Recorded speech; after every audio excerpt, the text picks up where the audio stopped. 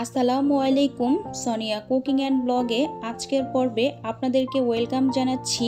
বেগুন নাম বেগুন হলেও এর কিন্তু বহুগুণ, রান্না করলে খেতে হয় দারুণ টেস্টি। আজকে তৈরি করে দেখাচ্ছি বেগুন দিয়ে বেগুন বাহার রেসিপি। আশা করি আমার আজকের রেসিপিটি আপনাদের কাছে অনেক বেশি ভালো লাগবে।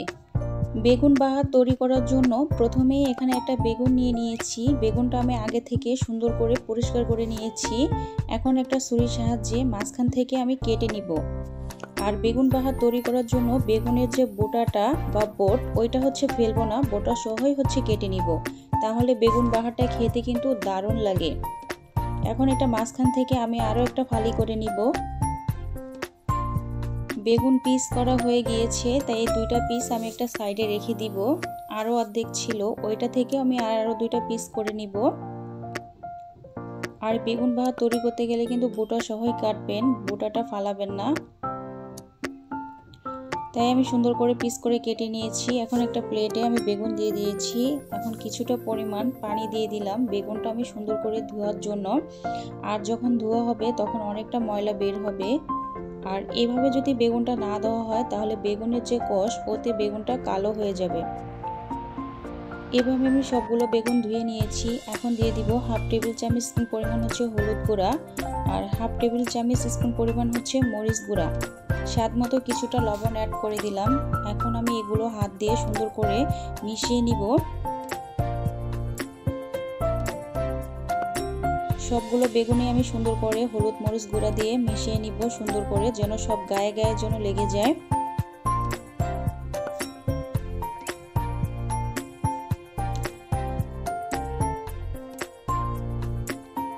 এখন এটা আমার মিক্সড করা হয়ে গিয়েছে। এখন আরও কিছুটা মশলা ছিল বাকি, ওইটা নিয়েও আমি সুন্দর করে মিক্সড করে নিচ্ছি। এটা যখন মিক্সড করা হয়ে যাবে তখন রেস্টে রেখে দিব 5 মিনিটের জন্য। তাই এটা আমার মিক্সড করা হয়ে গিয়েছে, এটা একটা সাইডে আমি রেখে দিচ্ছি। আর আজকে আমি বেগুন বাহার তৈরি করার জন্য এখানে পোস্ত আর হচ্ছে হলুদ যে সরিষা ওইটা আমি নিয়ে নিয়েছি। ওইটা আমি ভালো করে ধুয়ে নিয়েছি আগে থেকে, ধোয়াটা দেখালাম না। তাই একটা মিক্সিং জার নিয়ে নিয়েছি, এটা আমি ব্লেন্ড করার জন্য। আপনারা চাইলে শিলনোড়ায় বেটে নিতে পারেন। এখানে 4 পিস রসুন কোয়া নিয়েছি, 2 পিস কাঁচামরিচ, আর 2 পিস হচ্ছে পেঁয়াজ কুচি নিয়ে নিয়েছি, আর 2 থেকে 3 পিস হচ্ছে আদা কুচি করে নিয়েছি। কিছুটা পরিমাণ পানি অ্যাড করে দিলাম এটা ব্লেন্ড করার জন্য।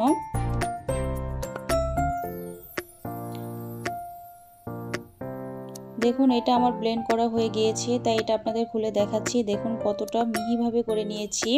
আর যখন আপনারা এই সরিষাটা পেস্ট করবেন কোনো দানা দানা বা বিচি যেন না থাকে, চেষ্টা করবেন মিহি করে পেস্ট করে নেওয়ার জন্য। তাই একটা আমি বাটিতে আমি তুলে নিচ্ছি।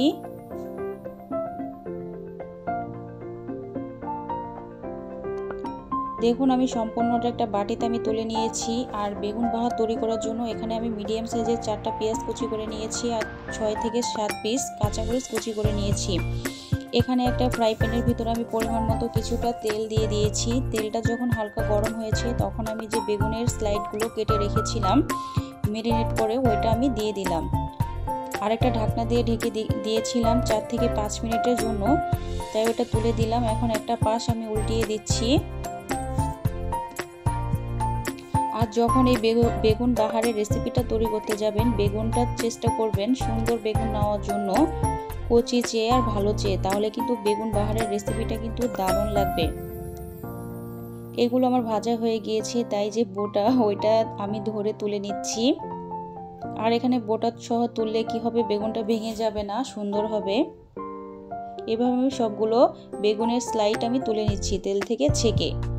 আরও যে ছোট একটা বেগুন ছিল ওইটাও আমি দিয়ে দিব তেলের ভিতরে ভাজার জন্য। এইটাও ভাজা হয়ে গিয়েছে, এটাও আমি তুলে নিচ্ছি। দেখুন আমি সম্পূর্ণ বেগুনটা ভেজে নিয়েছি, দেখতে কতটা সুন্দর হয়েছে তাই না।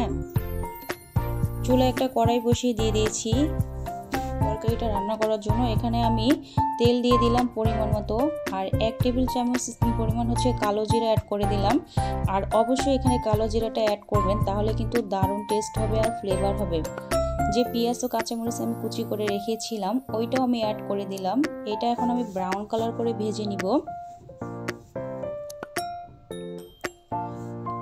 এটা আমার ভাজা হয়ে গিয়েছে, তাই এখানে আমি কিছুটা পরিমাণ পানি অ্যাড করে দিলাম।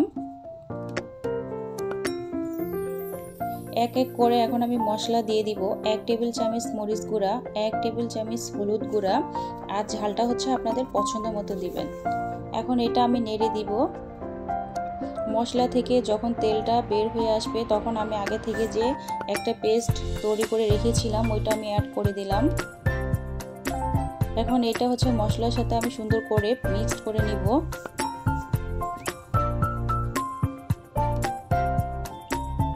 এই পর্যায়ে কিন্তু সুন্দর একটা ফ্লেভার বের হয় যখন কষাতে কষাতে তেলটা ছেড়ে দেয়।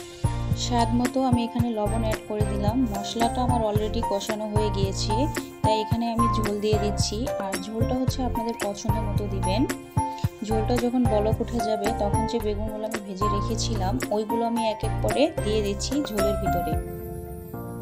বেগুন তো আমরা অনেকভাবেই খেয়েছি, কিন্তু এই বেগুন বাহার রেসিপিটি আপনারা বাসায় তৈরি করবেন, দেখবেন খুবই ভালো লাগবে। তাই এখানে আমার বলক উঠে গেছে। 2টা কাঁচামরিচ আমি সুন্দর করে ধুয়ে ওইটাও আমি অ্যাড করে দিলাম। আর কাঁচামরিচটা দিলে কিন্তু তরকারি থেকে সুন্দর একটা ফ্লেভার বের হবে।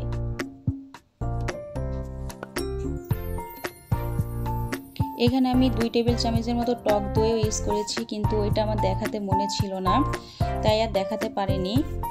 এটা এখন আমি সুন্দর করে আলতো হাতে একটু নেড়ে দিচ্ছি।